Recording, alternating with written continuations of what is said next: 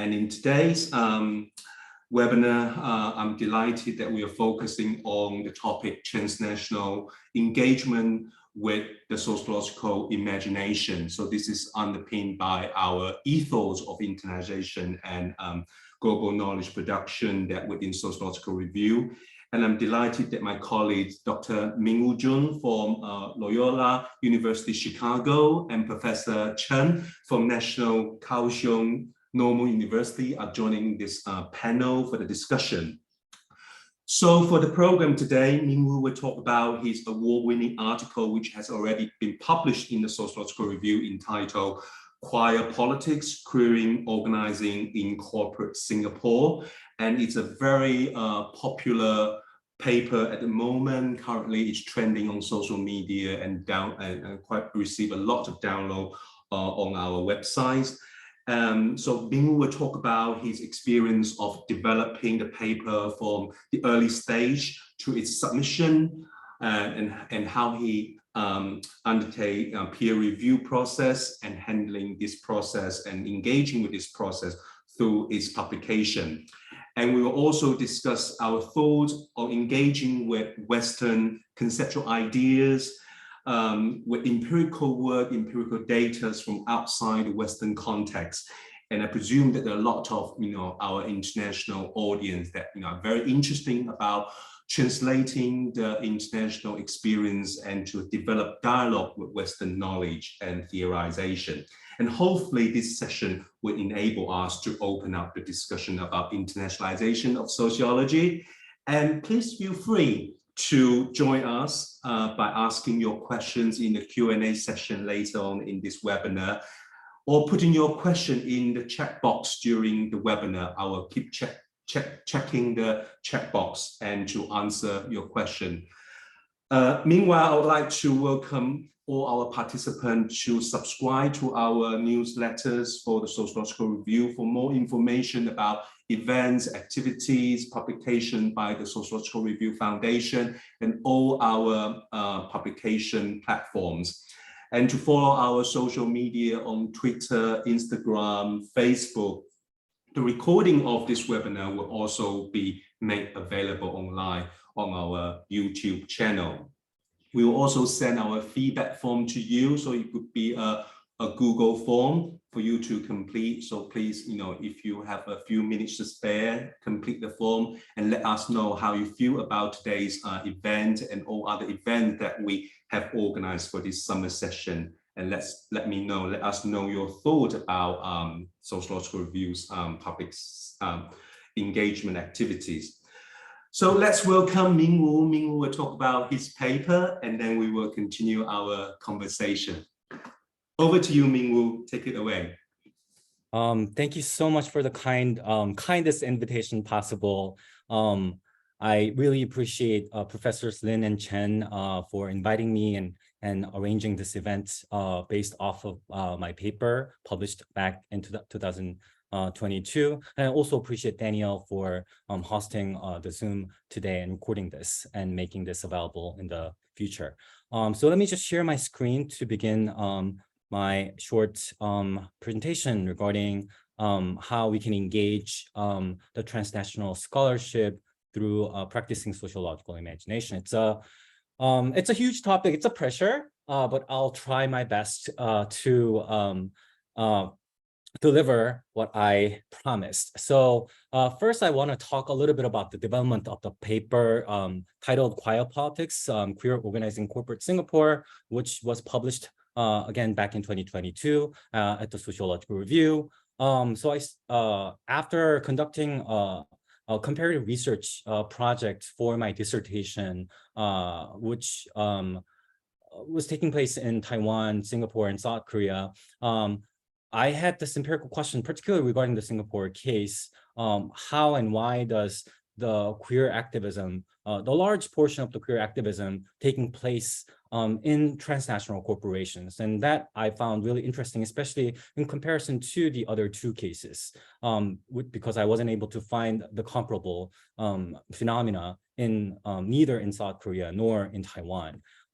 So And then by reading through relevant literatures, I also figured that it could be connected to a couple of interesting theoretical debates, right? So the one is the conversation taking place in economic sociology, how to understand corporations, right? So as critical social scientists and sociologists, we tend to see corporations as a evil, profit-driven and destructive force, right? And we are against, these multinational corporations exploiting labor and disrupting, people's power and everything, right? And then there has been increasing kind of conversations regarding the corporate social responsibility or DEI initiatives or diversity, equity, and inclusion initiatives that has also been embraced by corporatized universities in the UK and in US and everywhere. But then mostly these conversations were from a very critical perspective or just very, a stance that it's just naively accepting the importance of them. So I was like, how can we understand, the attempt for social change that's taking place in corporations led by marginalized groups who actually understand these, limits and possibilities, right? So how can we grant the agency and subjectivity to the people who are actually in there from their perspectives, right? Within the corporations. And for connected debates in queer studies, there has been this discussion of the sexual politics of neoliberalism since the 2000s, also critical of neoliberalism and its disruptive forces, and how neoliberalism as a cultural ethos has infiltrated into queer culture, life, and communities, which has been evidenced by these, popularized concepts such as homonormativity or queer liberalism. So by engaging in these conversations from a more agent-driven perspectives to appreciate my, research subjects, I conceptualize the term quiet politics, and I refer myself in the paper, quote, quiet politics refers to queer organizers' concerted efforts to navigate the political and sexual constraints they face through quiet forms of action. So here, I emphasize 2 points, right? So the one is that it is taking place in the context where sexual and political freedom does not exist as in Western democracies, right? And Singapore represents that particular case of authoritarianism where sexual and gender minorities are legally repressed through many forms. And then under these repressive contexts, how do they come up with different ways of resisting and making changes, right? So I emphasize the quiet forms of action instead of making noises, right? So I'm also building up upon relevant discussions here regarding, Scott's like the weapons of the weak idea, or Lynette Chua, the legal scholar Lynette Chua's pragmatic resistance, or Ashley Currier's intentional invisibility, or Audrey Yu's precarious negotiations, or Taiwan-based scholars' notion of reticent poetics. A lot of these concepts actually explores kind of similar phenomena, but focusing more on the cultural aspect, like the cultural identities or cultural practices. So although a couple of them are focusing on social movement context, but not particularly in the corporations. So I'm bringing these conversations together to solve my initial puzzle, which was, again, how can we understand and evaluate queer activism primarily taking place in transnational corporations.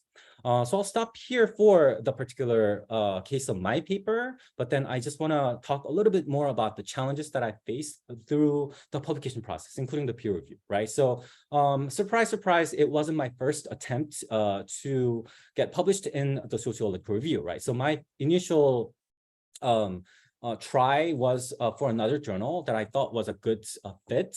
But then after 2 rounds of successful review that I thought that I was dealing with lack of communication with the journal. So the journal did not respond to my inquiries after a minor revision. And then I was just like put on this limbo for about 10 months while I was searching for an academic job. So I was like, what's going on? And once I secured my current job, I figured that it's time to move on. So I withdrew from that. So that's happening actually, right? So not every journal are operating as smoothly as the sociological review, which I'll talk a little bit more about soon. And then I tried another journal, which I thought was a decent fit, but then it was desk rejected in 3 days after the submission due to the fit issues, right? So this also happens, right? So many things can happen for an article to successfully land at a journal. So that's just the sentiment that I wanted to share with everyone, the spirit that I wanted to share with everyone who would like to publish their papers, because not necessarily you can land at a journal just in your first attempt. So you just have to keep trying, right, for different platforms. And then I figured that I could try my luck with the sociological review, mainly because I realized that there has been a couple of articles that was particularly dealing with the queer communities, cultures, and politics from the non-Western context, which was very encouraging to me, actually, to think about this as a potential platform for my paper. So I submitted the paper, and then I received a very encouraging R&R decision from Dr. Wes Lin, which I still very much appreciate. And then there were very thorough 3 reviews that I received. And, it went for a couple more rounds, minor revision rounds. But the major concerns from the reviewers were, 1, the notion of quietness. And then 2, how can we understand the ambivalent or complex implications and consequences of neoliberalism and transnational corporations on queer lives? So I had to articulate and elaborate a little more about, why I chose to develop this idea of quietness instead of, for example, other competing ideas such as invisibility or silence or reticence, right? So it just guided me so that I can develop this idea fully. And for the second point, there were some pushbacks regarding, aren't you, kind of like, supporting the neoliberalism's, infiltration of queer lives, so they were just asking me to take a little more critical perspective. But my answer was that that has already been discussed and explored a lot, but here I'm again taking a more agent-driven perspective. So what if we see the phenomena from the perspective of my informants, right? The queer activists who are trying to make changes within the corporations in Singapore. Although I did provide an extended discussion on this newly developed section toward the end of the paper titled "The Contradictions of Quiet Politics," which I navigate some of these questions. And based off of this experience and other publication experiences, I also wanted to share a couple of things regarding what it is like to explore and wrestle with the Western academia as someone who has a non-Western research agenda. The first point is what I would call a minority text, particularly for international scholarship, which is pretty, strongly demonstrated in the process of scholarly publication. Not that I experienced this directly with this particular paper, but other papers I did, right? So by minority text, I mean the extra responsibilities placed on international scholars and minoritized scholars, particularly who are dealing with, non-Western questions, data, and research agenda in proving the relevance and legitimacy of, the questions and data, right? And then a related point is, for example, the condescending notion of research, which is, largely used to target those those scholars who are trying to understand the communities that they're from or they belong. So usually targets people of color scholars, scholars of color, or international scholars who are studying their countries of origin or cultures of origin. And this is not usually used to, address, for example, white scholars studying white culture, So we have to deal with this minority text, particular to international scholars. And that is also related to what I would like to address as intellectual racism. So for example, there's a widespread presumed incompetence of non-Western research agenda questions and data in engaging and developing Western scholarly traditions, discussions, and debates, right?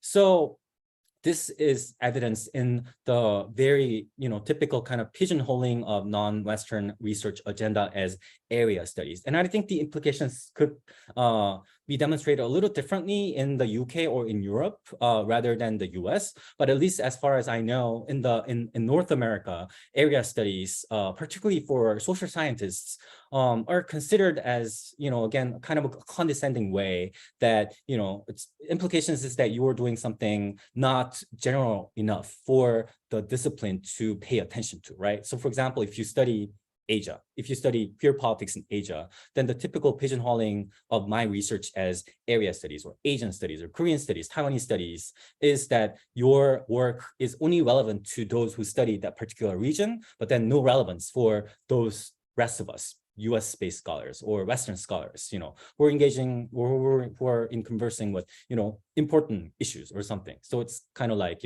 devaluing our research practices. And obviously, it's connected to the larger problem of the systematic devaluation, erasure of non-Western, local or indigenous scholarly traditions in Western academia. So for those who have remaining connections with non-Western academic traditions, think about the reference system, for example. You're not, particularly encouraged to engage in or even cite non-English sources when writing a paper, right? And lastly, at the systematic level, we have to think about the international division of intellectual labor, whereas the large part of the theorizing tends to take place or believed to be taking place in the top Western journals and practices and institutions, whereas the rest of the world, it's only about the applications or the production of examples or case studies, right? So how can we deal with these presumed incompetence, intellectual racism and minority text in scholarly publication? I don't have a definitive answer, but these are some of the things that I figure that has been working for me, or something that I would like to suggest for us who share similar concerns, right? So what it means to translate the non-Western research agenda to Western academia by challenging them, but also negotiating with them. As for the minority text, we can deal with it at the individual level by turning the minority text into an intellectual profit, right? So actually dealing with these questions of so what, or why do we have to pay attention to your research about, Asia, or, something that is not really about the US, or something not really about the Western society or something. And I figured that actually trying to articulate different ways of answering these, questions would be really helpful for better developing your conceptual ideas or theoretical discussions. So I would suggest that we keep asking, what is this a case of, and finding connections to the existing scholarship, which requires us to read more in depth and more, widely. As I addressed earlier in the particular case of my paper, I would suggest that we focus not only on the particular empirical puzzles, so solving the empirical puzzle, which again, in my case was, how can we understand activism taking place in corporations? So empirical puzzles are important, but at the same time, we can practice and exercise ourselves in engaging more in the theoretical debates and conceptual innovations, which are typically more, appreciated in these journals and venues for publication. So whereas these are some of the individual endeavors that we can pursue, as for collective level, obviously challenging intellectual racism should be a collective agenda, right? So I would like to really appreciate intellectual platforms such as the Sociological Review being so conscious of these existing biases and intellectual racism against minoritized and international scholarship, and be open to encouraging and guiding such minoritized scholarship in a not just supported manner but also rigorous manner, so that these important scholarships can be given the opportunity, the equal opportunity to actually be part of this important conversation. And at the structural level, we also want to challenge this, existing system of intellectual division, international intellectual division of labor. But this is a little beyond today's conversation. So I will pass this for now. So that's my short presentation for today. So I think that makes a good 15 minutes. Thank you so much, Minwoo. Really, really insightful, reflection about your experience of publishing this very important paper, and of course that you have won a lot of words based on the study in Singapore in this paper. And I think that you touch a lot of really interesting, issue in terms of, engaging with Western theories, in terms of translating non-Western empirical experiences into Western knowledge. And in your presentation, I noticed that you talk about something about building on and opening up. And I think that in our peer review process and editorial experience, I think that is really important about framing the discussion and the argument. And sometimes we receive, probably about a lot of papers from outside the UK context and international studies, but it's not simply just about applying for a particular theoretical framework, but to engage or to critically engage, and in order to open up the existing debate in the field. So as you said, it's not about area studies or China studies, Taiwanese studies, and area studies, about how you can actually open up a debate in the field of inquiry. And I'm wondering, Bo-Wei, you have anything to add according to your editorial experience? Yeah, I think Ming was a bit downplay his significance of his research. Although the Ming will talk about this kind of minority text, intellectual racism, or this kind of international division of intellectual labor.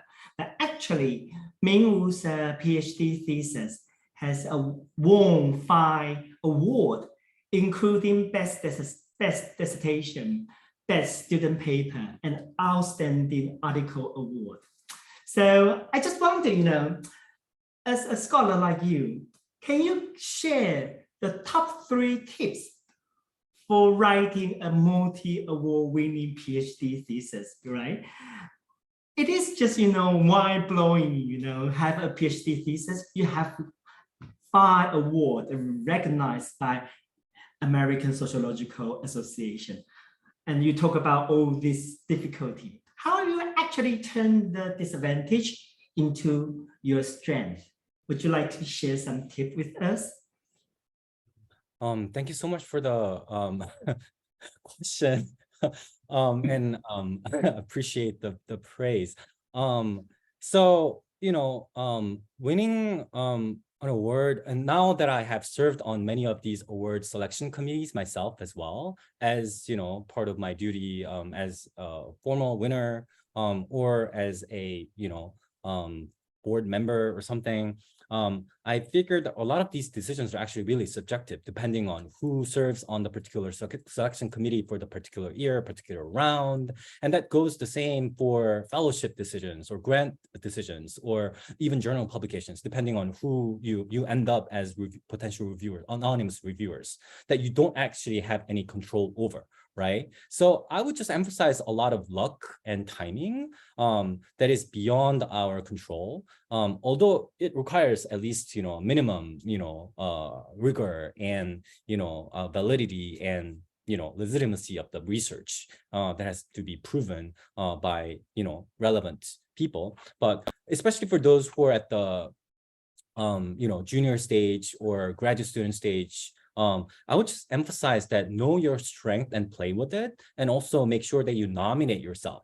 Don't wait for someone to nominate you, because that's not happening. That's usually not happening. So you have to promote your own research by nominating yourself constantly, right? So I think a lot of these awards that I won, that I had to nominate for sure, right? And then when nominating your research, then you have to advocate the strengths of your research, right? It's important that you are aware of the weaknesses. And that's part of the, expected practice, even for writing a journal article, right? You are kind of expected to address the weaknesses or limitations of research by the end of your paper. And then that's usually what the reviewers tend to focus on, addressing in their reviews, right? This is your weaknesses, this is, your limitations you have to revise or something. And then while focusing on these process, that it also makes us to think more about our weaknesses and limitations of our scholarship, whereas we tend to forget about what are the strengths of them, right? And then I still deal with this issue, especially, and again, it goes back to the intellectual racism that, we tend to, these minoritized scholars tend to think more of this, dealing with more of the imposter syndrome, for example, that we feel like we don't belong here, something like that. So especially if you're coming from these marginalized backgrounds, then you really have to practice, figuring out the strength of your scholarship and finding the supporters of your research, mentors, allies, who can really emphasize, your achievements, and then who would encourage you to nominate yourself. So, again, the chances are there, but in order to earn such chance, then you have to nominate yourself. I'll just emphasize that. It's really interesting you talk about strength, and I think the issue about strength in terms of your intellectual contribution to sociology is really important. And I can feel that you have already done a lot of, study and research before you submitting a paper to a journal. So for example, that you mentioned earlier about that you have read, some of the paper published in Sociological Review, that you can actually develop that kind of engagement through your intellectual work, and to also highlight the value or the strength of your work in order to engage with existing debates in a journal. And I think it's quite important in terms of knowing the journal and knowing the strength and what is the priority of the journal, what kind of scholarship that the journal publish, and how your study can actually fit into the journal and to engage with all those ongoing debates in order to producing something new and innovative. And I think that you, in your presentation, you also mentioned that. And sometimes we forget this kind of academic courtesy, when you try to submit to a journal, you at least have to do some research about the journal. Yeah. If such journal publish some relevant article, and then you know the trend and you know the development. And I think Minwoo demonstrate actually knowing the journal very well and act extra niche. So Minwoo, would you like to share with us more? If you publish a lot, you're just like Blackpink in the study of sexuality. You're really successful. Can you share with us the top 3 tips for you to get your article published? Is there any tip for us to learn? And also your experience of engaging with journals, for example, for different journal, are you doing the same process of reading the papers in that particular journal before submission? Yeah. Thank you so much for the question. And as for the comment on Blackpink, I hope that there are no Blackpink fans. Please forgive us for making this analogy. But so I actually did teach a graduate seminar on a scholarly publication earlier this summer with my students here at Loyola, and then it was really successful. And then one practice that I kept insisting to my students was to investigate the particular journal that you would be interested in submitting your paper. So that's just number one practice that I still practice myself, even before writing your paper, because at the stage that you are already developing a particular paper idea, process number one is to explore the recent at least 1 year of the publication trend in the particular journal, go through every single titles and abstracts, contents, a table of contents to see, if there are any relevant research recently published by the journal that you might want to refer to, because the chances are that if you submit your paper, then they will end up your reviewers, right? And obviously, at the very initial stage of the desk screening, if you don't cite any of the papers from the journal, then the journal editors might, kind of question the validity or fit of your paper with the journal, right? So every time that I start working on a new project, then I think of top 3 potential journals that I would like to submit my paper. So top 3, right? And then at least I go through 1 year of the trend for every journal, so that I, make a list of relevant citations, right? And I also highly insisted to my students that once they identify at least a couple of recently published papers regarding the same topic or similar methods or some kind of similarity, right? So it can be a topic or theme or approach, and then make use of them as model articles, right? So by model articles, I mean, you really want to dissect them, like section by section, even paragraph by paragraph, especially for novice or wannabe writers that you haven't, published yet, then you might not have a particular, habit of writing, how to write the intro section, how to write the theoretical framework, how to write the meta section, So I did ask my students to go through the model article. So for example, what are the word counts like for the meta section for the particular journal? Like, is it like ranging from 200 words or 500 words, And what about the finding section? What about the conclusion? Like, do they have separate conclusion and discussion, or is it combined together? Do they tend to have separate background section, or, So a lot of these questions will be answered by going through these model articles, right? So you not only consult with your mentors or just ponder these questions by yourself, but consult with, going through the model articles is my important tip. And as for making decisions regarding, or was it part of the question, or was it not yet? Top 3 tips for get your article published. So you have one more tip to share. One more tip. Okay, one last tip is that it's similar to the model article practice. Again, the authors of the model articles, or those who recently published in the relevant areas, will be highly likely to serve as the potential reviewers, just how things work here, right? And another thing that you would like to do is to go through the list of editorial board, right? Because every journal has their editorial board.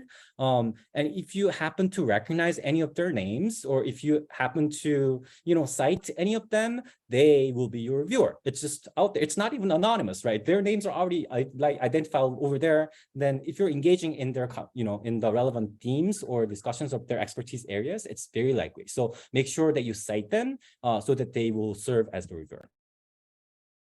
Excellent tips. And I think that I recognize, what you have already said about engaging with the journal. And I think in our sociological review submission system, we actually create a space for authors. Before you submit, you need to complete a form, like on the submission system, about why you think that your paper, is suitable for sociological review. And I think some people probably underuse this space. I think, I highly encourage, some potential prospective authors to really engage with, this box, and try to think about how your paper fit into or suitable for the sociological review. And I think in Minwoo's presentation earlier, another thing that I find it really important for the sociological review is about theorization, is about developing new knowledge. And I think when Minwoo submitted his paper, the notion of queer politics is really, really powerful as a conceptual idea.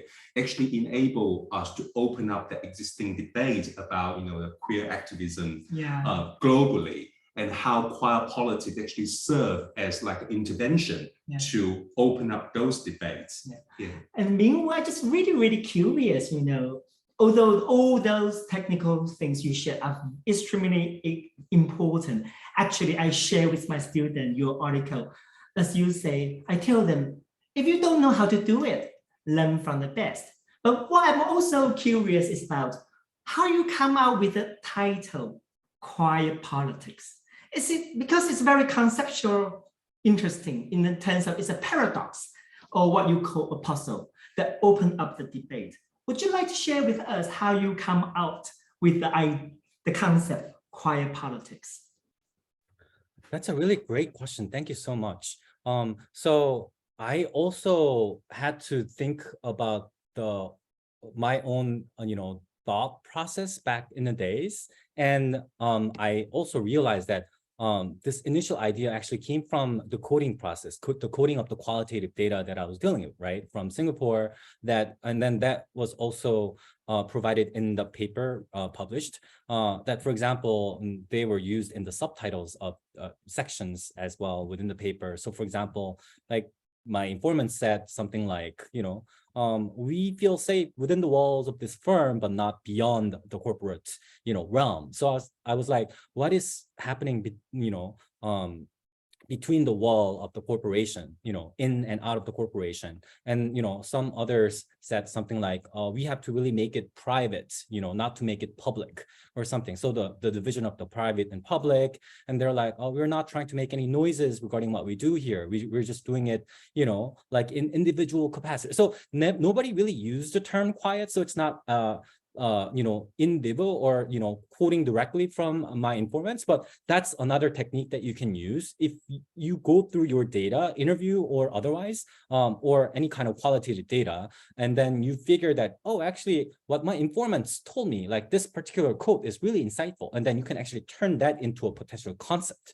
Right. So in my case, nobody really used the term quiet, but then the implications was there, right? In like individual capacities, like within the walls, or something like that.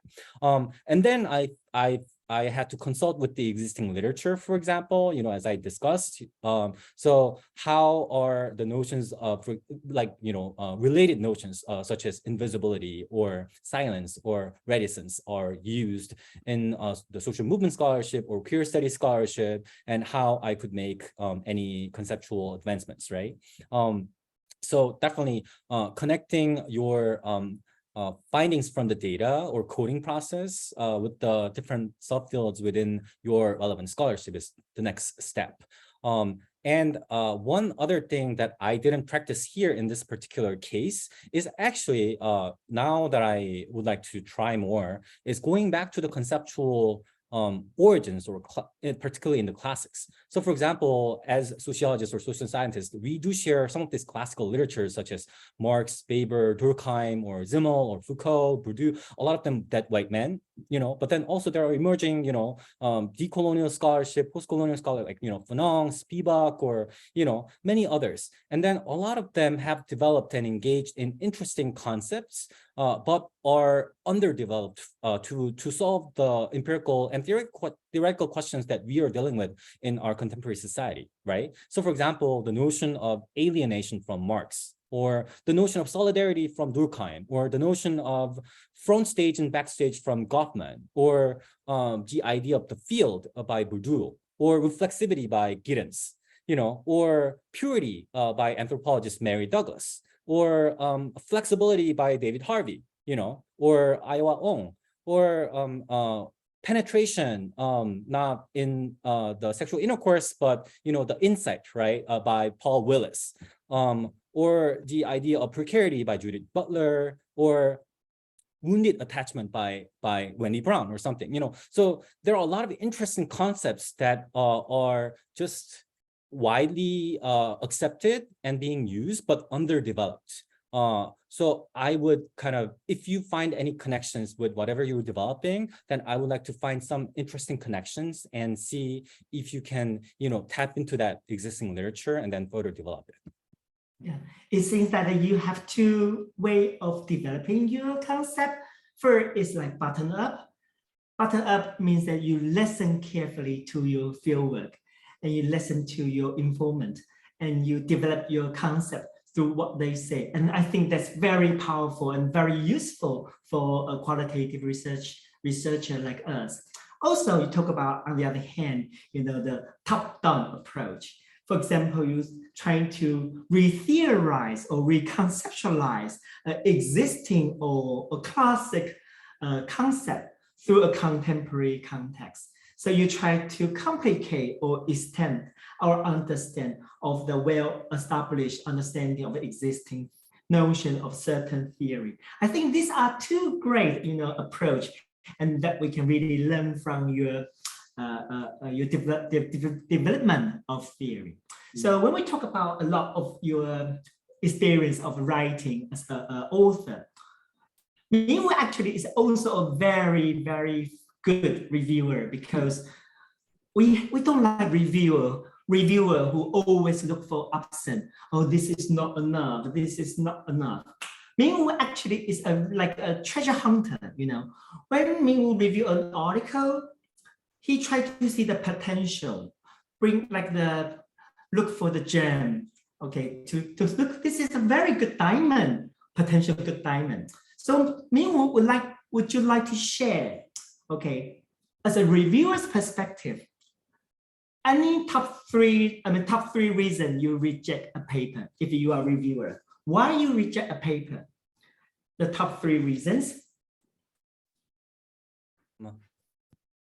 Thank you so much for the praise and also the question regarding the decision-making processes as a reviewer. First of all, I didn't know that the editors are actually watching you as a reviewer. I was like, I just thought that it's part of my service to the profession, right? Service to the intellectual communities to serve as a reviewer for the journal that I also was published, but then actually they are watching you.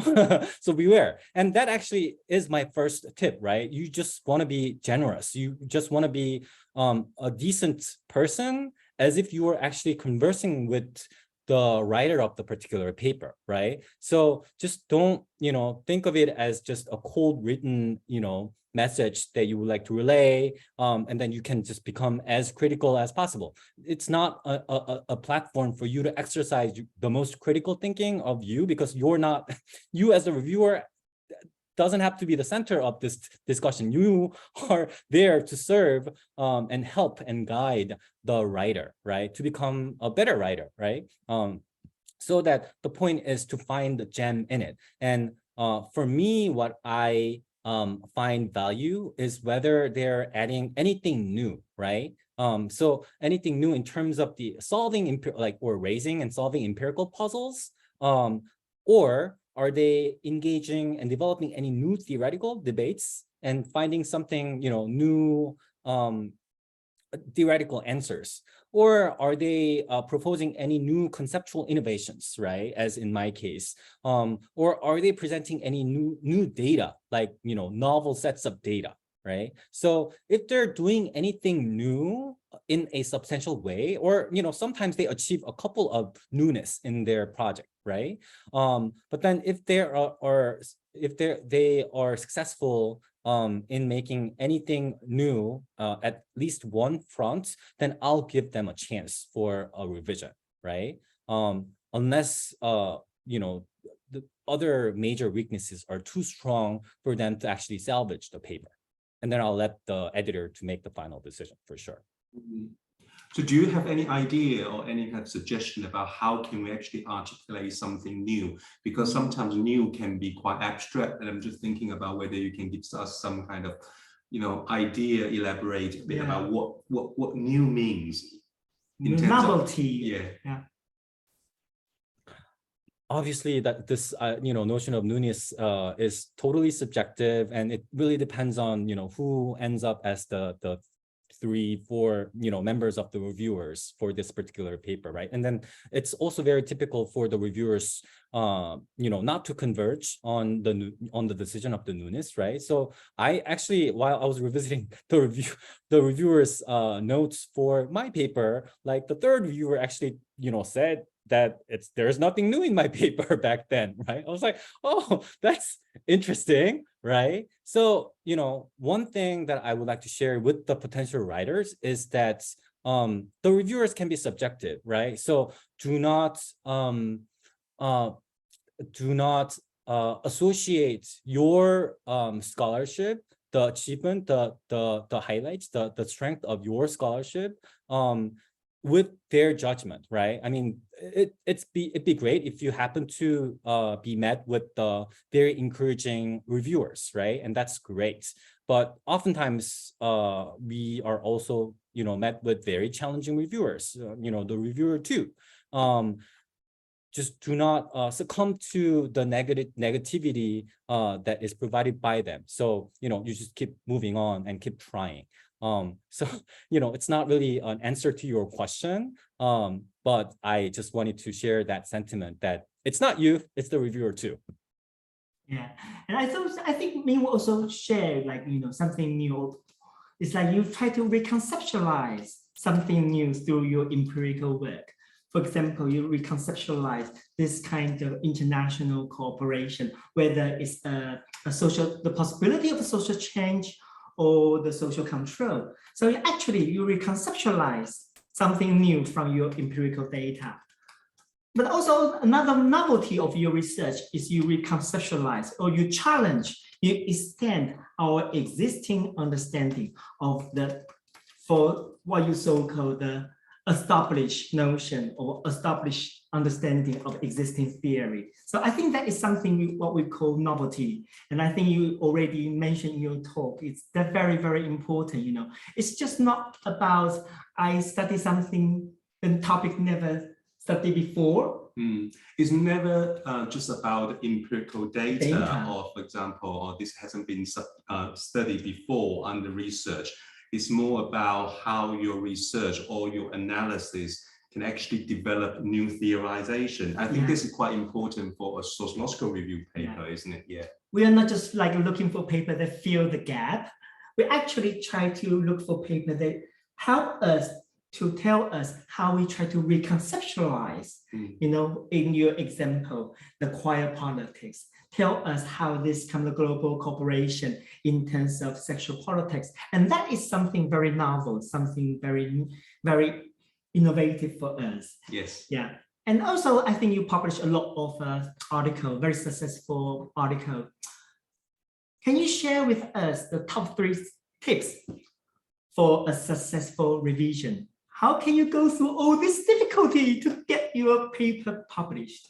Yeah, especially for example that receive like counter reviewers comments. Yeah. And how you engage with these reviewers comments in order to provide or to develop your paper, engage with this process. Is that what you mean? Yeah. Also, you synthesize the different opinion. Yeah. Opposite, opinion. How you find, how you satisfy everyone in the review processes. Yeah, thank you so much for the question. So definitely it's a challenging process for an author to respond to multiple reviewers' requests for revision. And they might come from very different walks of, traditions or, perspectives, and it might be impossible to satisfy all their requests, right? Again, I think my suggestion would be to take it as a conversation rather than something that obviously there's a hierarchy in this relationship, right?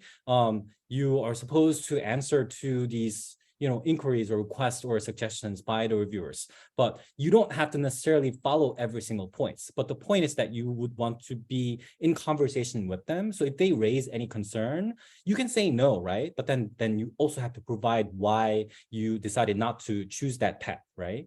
And oftentimes my no to these, revision requests is that I have no space for that, right? Because, every paper has, word counts like 8,000 words, 9,000 words, even 7,000 words. And that's just not enough. You already have 7,000 words, and then what they're requesting is like adding 2,000 more words, and that's just not possible. So you can simply say that I really, appreciate your important inquiries, and I hope that I could address these important questions in my future endeavors or something.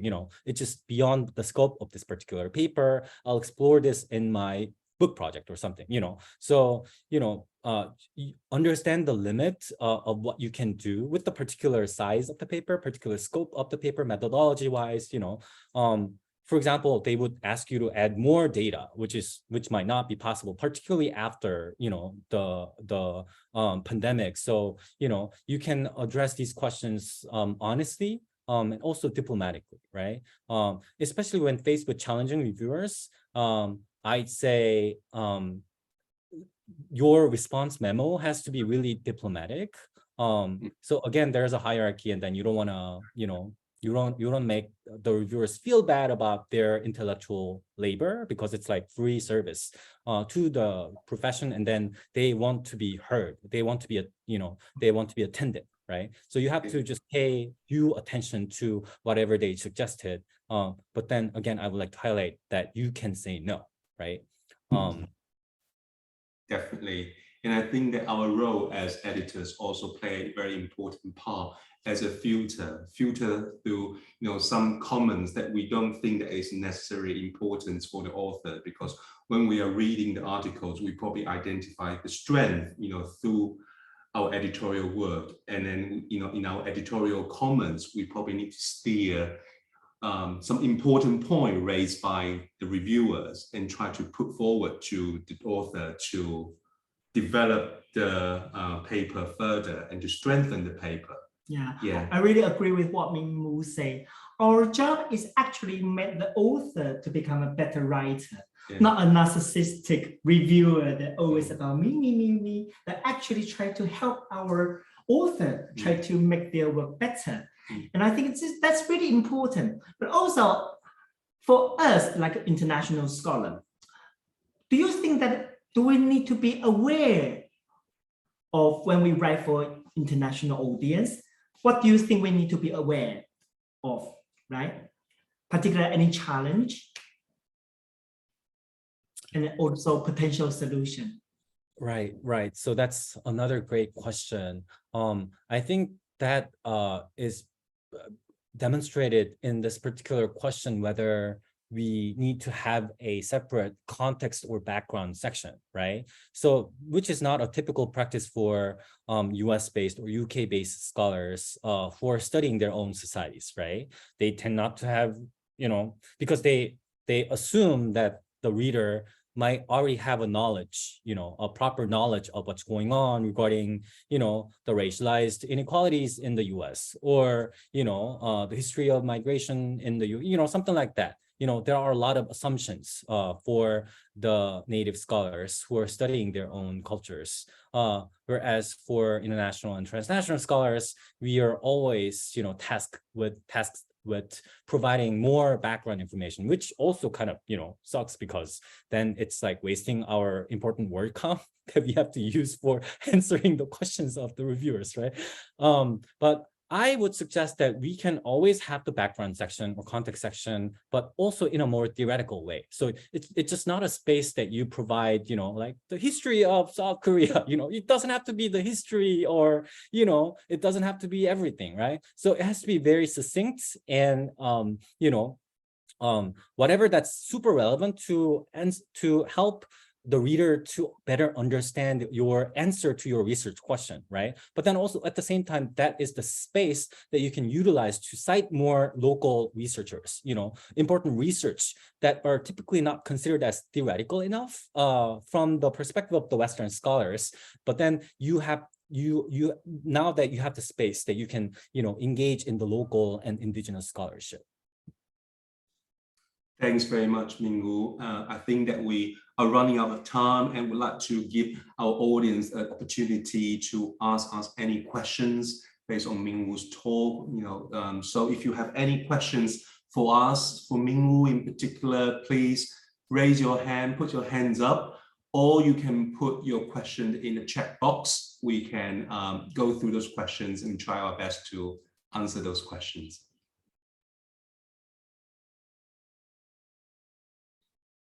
Or have you got any feedback, any comments?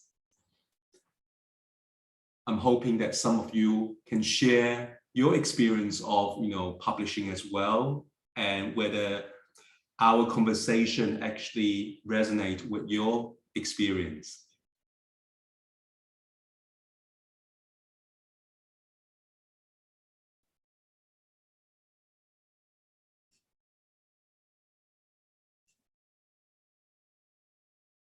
Okay, looks like everyone is happy, I guess. But thanks very much for your engagement with this webinar. As I said, we have another 2 webinars in August. Please join us for the next 2 webinars. And the recording of this session will be made available online on our YouTube channel. And hopefully that you can continue to engage with our activities and our journal as always. So thanks very much for your participation. All the best. Goodbye. Thank you so much.